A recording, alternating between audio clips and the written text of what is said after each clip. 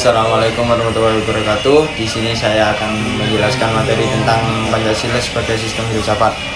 Dapat disimpulkan bahwa Pancasila sebagai sistem filsafat adalah pandangan hidup bangsa Indonesia. Dari segi kemanusiaan, setiap manusia mempunyai pandangan hidup, bagaimana dia hidup dan tujuan dalam hidupnya.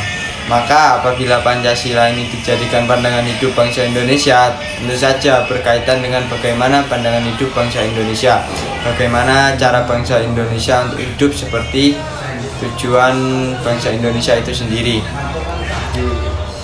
Selanjutnya yaitu alasan mengapa Pancasila dikatakan sebagai sistem filsafat dilandasi oleh beberapa peristiwa, diantaranya yaitu Soekarno menggagas ide tentang filosofis Groundslag dan Weltanschauung dalam sidang BPUPKI 1 Juni 1945.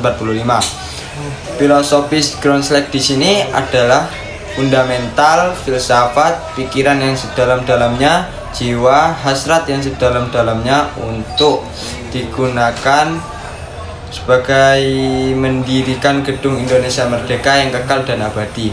Sedangkan arti Weltanschauung di sini yaitu pandangan tentang dunia, bahwa filsafat itu tidaklah memberi kepuasan teori, melainkan memenuhi keperluan yang sifatnya praktis dan memberi arti tujuan terhadap hidup manusia. Pada saat itu Soekarno memberikan pidato yang berisi, "Paduka Ketua yang mulia, saya mengerti apa yang Ketua kehendaki.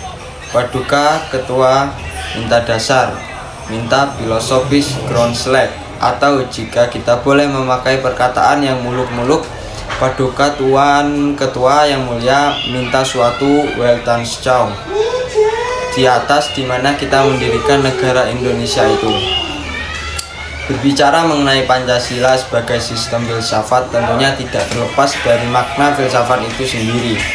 Maka dapat diartikan bahwa pengertian filsafat Pancasila adalah pembahasan Pancasila secara filsafati, yaitu pembahasan Pancasila secara mendalam sampai dengan akar-akarnya. Yang selanjutnya yaitu Pancasila sebagai genectivus objectivus, yang berarti nilai-nilai yang terdapat pada Pancasila dapat dijadikan sebagai suatu objek yang dicari landasan filosofisnya berdasarkan pada sistem-sistem dan cabang-cabang filsafat yang berkembang, khususnya beberapa cabang filsafat yang berkembang di Barat. Yang kedua yaitu Pancasila sebagai genectivus subjectivus. Artinya di sini nilai-nilai Pancasila ini dipergunakan untuk mengkritisi berbagai aliran filsafat yang berkembang, baik untuk menemukan hal-hal yang sesuai dengan nilai-nilai Pancasila maupun untuk menilai hal-hal yang tidak sesuai dengan nilai-nilai Pancasila.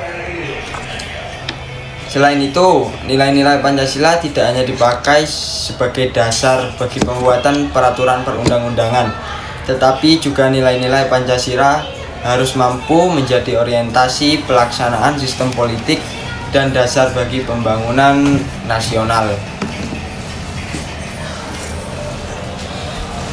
Yang pertama, menurut Soekarno atau Bung Karno, Pancasila sebagai sistem filsafat itu digunakan jika negara Indonesia ingin kekal dan abadi.